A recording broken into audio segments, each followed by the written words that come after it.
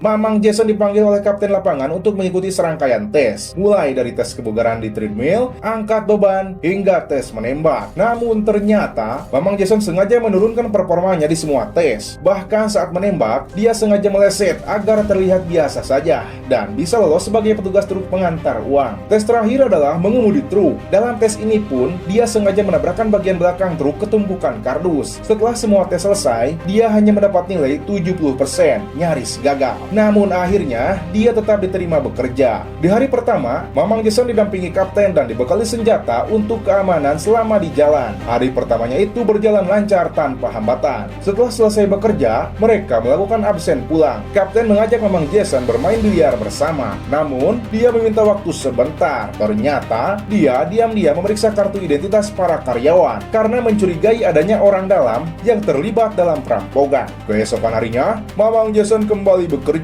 Saat sedang menunggu kapten mengambil uang, rekannya mulai kesal. Tak lama kemudian, mereka mencoba menghubungi kapten melalui radio. Namun yang terdengar justru suara keributan, disusul rintihan kesakitan sang kapten. Tiba-tiba, seseorang berbicara dari radio dan mengancam, jika kapten ingin selamat, mereka harus mengikuti semua perintahnya. Rekan kerja Mamang Jason panik dan bingung harus berbuat apa. Namun Mamang Jason tetap tenang. Dia bahkan menyuruh rekannya pergi jika tidak ingin terlibat, karena ia akan menghadapi semuanya sendirian. Tak lama, para perampok memerintahkan mereka menuju suatu lokasi. Mobil perampok mengikuti dari belakang, lalu mereka berhenti saling tak bujur-bujur. Kapten yang dijadikan sandera dipukul hingga jatuh tak berdaya. Mamang Jason mengikuti perintah sambil memperingatkan rekannya supaya tetap tenang dan serahkan urusan ini pada Mamang Jason saja. Dia membuka pintu belakang truk dan bersiap menyerahkan tas-tas uang. Namun satu tas sengaja ia lempar ke samping untuk mengalihkan perhatian. Saat salah satu perampok keluar dari mobil, terjadilah baku tembak. Disinilah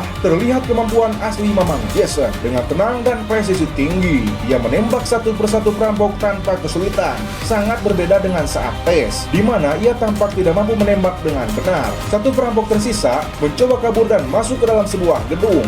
Mamang Jason mengejarnya tanpa ragu, hingga akhirnya berhasil menangkap dan menghabisinya tanpa ampun. Kapten dan rekannya dibuat terkejut. Mereka tidak menyangka pria yang mereka kira biasa saja ternyata memiliki kemampuan luar biasa. Akibat kejadian ini, Mamang Jason mulai menarik perhatian FBI dan para petinggi perusahaan. Mereka merasa curiga, bagaimana mungkin seseorang yang hampir gagal tes bisa melumpuhkan semua perampok dengan tembakan sempurna. Namun saat ditanya, Mamang Jason hanya memberikan jawaban singkat. Kill or be killed.